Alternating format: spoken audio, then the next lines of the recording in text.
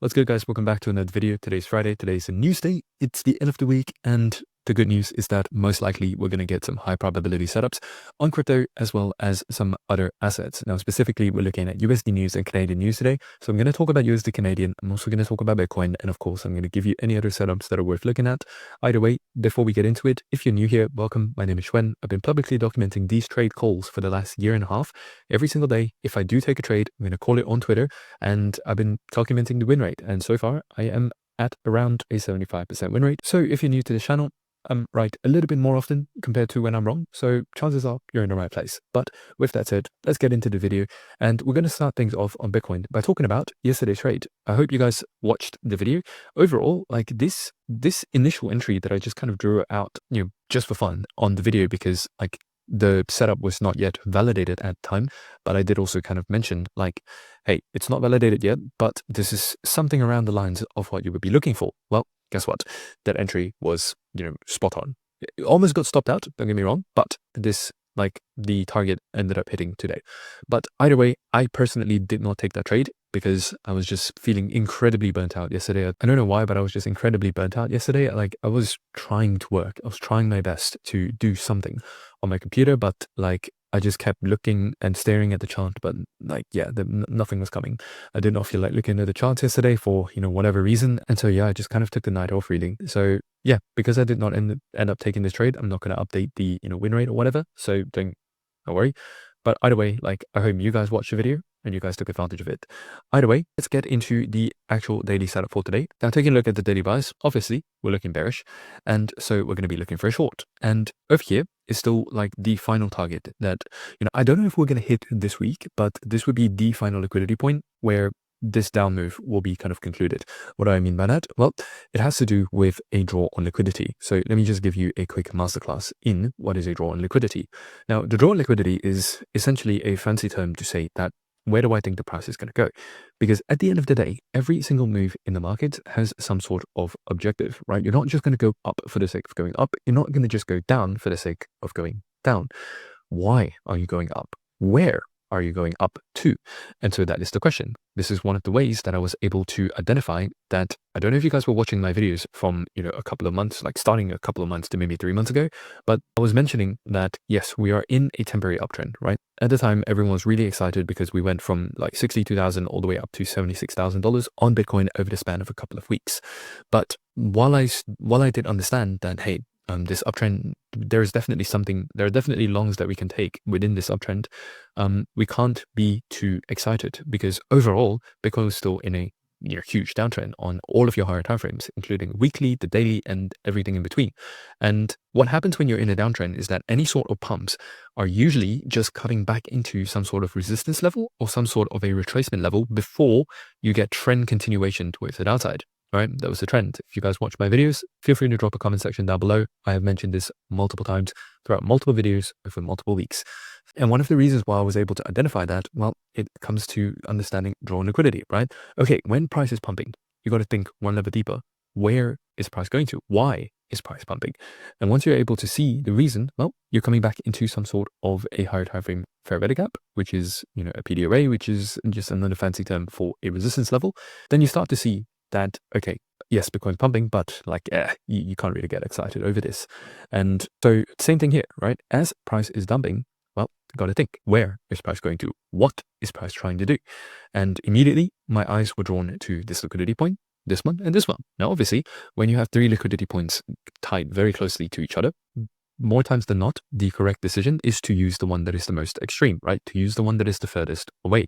And in this case, it's going to be right here at $60,000. Now, did I expect that within one single weekly candle, we would be very close to $60,000? Absolutely not. But still, either way, it's Friday, it's the end of the week. And since today we're expecting some volatility thanks to news, we could reasonably anticipate that potentially, right, we could hit $60,000 by the time all is said and done, by the time this weekly candle finishes. So with that said, daily buys is bearish. We do not have yet any reason to believe that price is going to go bullish.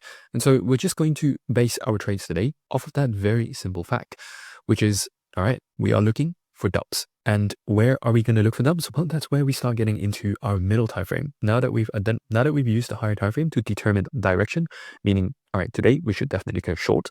Well, now it's time to go into the middle time frame to determine where do we go short from. So in this case here, the order flow on the 1 hourly is very clearly bearish. And the moment I draw out these couple of boxes here, these are basically a couple of bearish order blocks that we're currently trading into. In fact, I'm even going to remove this for now because technically this is not yet considered a bearish order block. It's just a potential one. So this blue box right here is your bearish order block that we're going to be utilizing for today. As you can see, during the London session, which is right now, price has retraced back into that bearish order block. And currently we are looking for a continuation towards the downside. Now, because the 1 hourly order flow is already bearish and the daily bias is bearish, it also means that technically speaking, like this where price currently is, if I just enter now and set the stop above the order block and just set my target, let's say all the way down to $60,000, this is already a valid trade that you can take. Don't get me wrong. Now, the only reason why I would not necessarily take this trade is because we're kind of approaching the end of the London kill zone. As you can see, right now timing is at 4:30 a.m. and the London kill zone ends at 5 a.m. New York time. So ideally, I think today I'm going to be looking for a trade closer to New York kill zone. Now, not only am I going to look for a trade closer to the New York kill zone, I'm also going to look for a trade around news window, which, as you can see right here, it is at 8:30 a.m. We have 3 pieces of USD news and we have a couple of pieces of Canadian news. Now, this means one thing. The highest probability time window for today for trading is going to be between 7:30 a.m. to 9:30 a.m. Why? The hour before news to the hour after news tends to be the highest probability window for this specific system. Now, I don't know what kind of system you're using, but I assume if you're a regular viewer of this channel, you're using some kind of version of, smart money concepts or whatever. And in this case, this is where you would want to look for your trades. So specifically, what you're going to look for is 2 things. One, price could go higher from this point onwards, right? Like price could absolutely just start going lower, in which case, absolutely fantastic. This is exactly what we're looking for. But the other thing that could happen is that price will come up to sweep a couple of liquidity points. As you can see, you have like 1, 2, 3, 4, 5, 6, basically 7 like relatively equal highs, very close to where price currently is. And you may sweep out a couple of these. So it might look something like this, where you sweep out a couple of these, and as you approach that news window, you're going to get that change in state of delivery, right? Basically that lower time frame confirmation that, okay, you've swept down the liquidity level, and then now on the lower time frame, you are reversing. Once you see that at around the timing that I mentioned, that's going to be high probability scenario number 2. Right? What is high probability scenario number 1, you might ask? Well, it's the one that I just described, where price currently continues to just go towards the downside, in which case, by the time you watch this video, you're just going to be trading the new 5-minute order blocks that form. How are you going to do that? Well, 5-minute order blocks, like it's a little bit self-explanatory. Like as you continue going down, for example, as you go down, you're going to form a new order block on 5-minute. When price retraces back into it, as you can see right there, you're just going to take it and you're going to place. Like you're just going to be trading it as though it was an order block, right? Same exact concept as what I just showed you here on the 1 hourly order block, but you're just going to apply it to the 5-minute. Now, the entire concept behind high probability scenario number 1 is that you're trading alongside the momentum. You know that there is a very high likelihood that price is going to go down. We have also identified a high probability liquidity level, very likely to be drawn to, which is at $60,000. So if you know that price is going to go down and if you kind of have an idea of where price is going to go, then wouldn't you just trade this, like continually trading this towards the downside, right? Makes sense. It's basically the entire idea of selling low and then buying back lower, which is kind of how shorting works.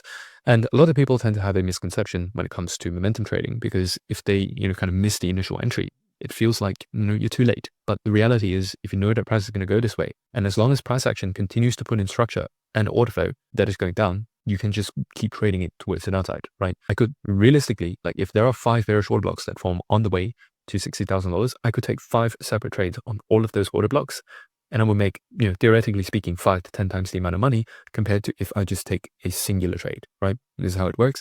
This is a perfectly valid strategy. And now as for when, like which one of these scenarios are going to happen, I don't know. I'm not trying to predict the markets either. Like right now, right here, like the setup's already valid. So I'm probably going to be taking this setup like as I finish this video. But like by the time you watch this video, I don't know what is going to happen. It's not my job to predict it either, but it is like what I'm trying to do with these videos is to give you a couple of high probability scenarios so that you're able to take advantage of them when the criteria are met. So the only thing that you don't want to see though, like the thing that will like just completely invalidate this scenario is if you end up seeing a 1 hourly candle close, I would say above $64,200, you see an hourly candle close above this, like, yeah, you're screwed. Or even like as you go for these like couple of liquidity sweeps right here, a little warning sign would be if you were to close above the level, right, on the 1 hourly chart. If you get a 1 hourly candle close above that, yeah, going to be sketchy, a little bit sketchy. But if it's just a sweep, like if it's just a wick and then you start heading towards the downside, perfect, absolutely beautiful. And like, yeah, overall, the setup today is just really straightforward. The price is already going down, structure, order flow, everything. We have a very clear target. It's your job to simply identify like where in that kind of like downtrend can you position yourselves into an entry. But the overall setup is super straightforward, as you can see here. Now, the second setup that we're going to talk about is honestly USD Canadian. So far, this thing has been dumping like a absolute dump truck. No pun intended. Right now, you're coming back into a bullish daily order block though. And also the daily bias is bullish, right? You're technically supposed to be looking for a long here. So by the time that news window rolls around, chances are you're going to sweep out this low. And if you start seeing that, 5-minute change in state of delivery towards the upside, this is going to be one of your higher probability trades for today, if you're not necessarily looking for crypto.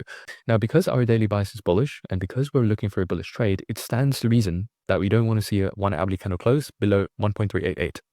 If we see that, like the setup's just invalidated and you're no longer looking for a long on USD Canadian, which is fine. Like when you plan, like one of the things that I think people have a really hard time accepting is that when you have a plan and when you have specific, criteria that needs to be met for that plan to kind of come into effect, like when the criteria don't show themselves, they still find the need to force the setup. And already saying that sentence, it's like you're forcing the setup. So just because you plan it doesn't happen, it's perfectly okay to just let it go. Like you don't need to trade every day to make, just a solid amount of money. Like a couple of days ago on a single trade within like the span of a couple of hours, like a Bitcoin trade that I took made close to $3,000. I don't know about you, but like for most people, that's enough to cover rent. That's enough to cover, most costs for the month.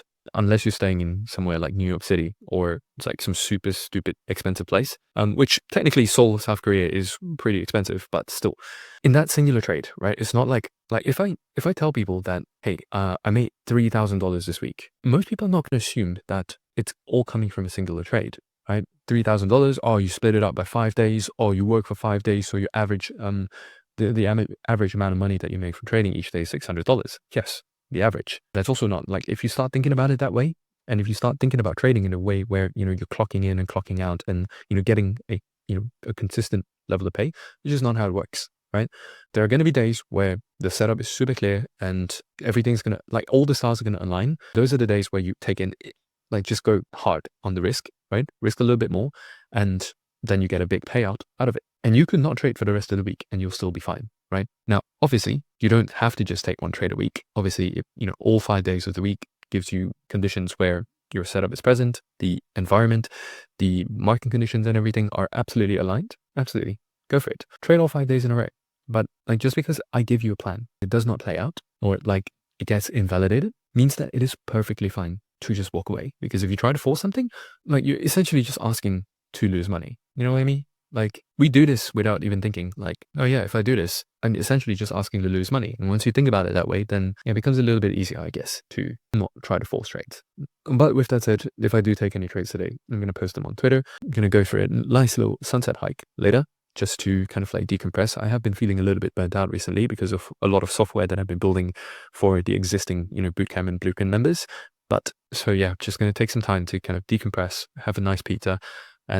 But otherwise, if you like my trading philosophy, if you like the way that I do things, if you like the success rate, or if you've watched my videos, taken these trades and seen results for yourself, you're going to get so much more if you actually work with me and get access to all of the secret sauce. If that sounds interesting to you, click the first link in the description box below. But otherwise, this has been a great week. I'll see you guys next week or maybe potentially later on X. Ciao, ciao.